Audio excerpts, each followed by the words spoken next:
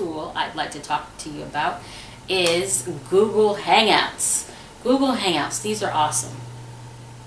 So with Google Hangouts, many of you probably are familiar with Google Hangouts. It's very similar to a webinar.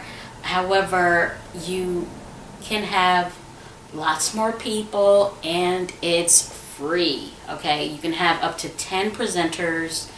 It's married to YouTube, and so you create an account. You do have to have a Gmail email address in order to use Google Hangouts. And I actually believe that if you're, and I'll have to look into this, but I do believe that you actually have to have a Gmail account to even view a Google Hangout from Google.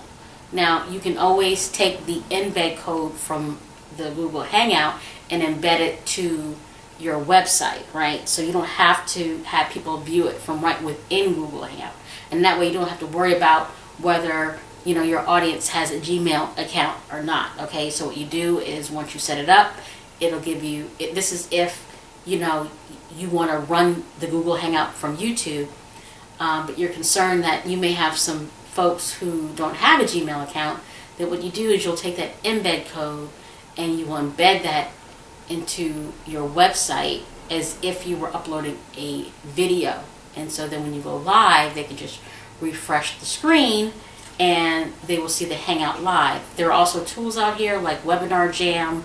There's a few of them out there where you don't have to worry about whether a person has a Gmail account or not. And so this is awesome because you can have an unlimited audience. As far as I know, it's an unlimited audience of people who can view your Hangout.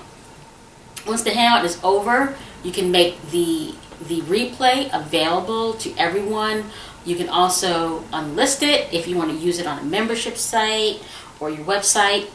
And you can also make it private as well, okay?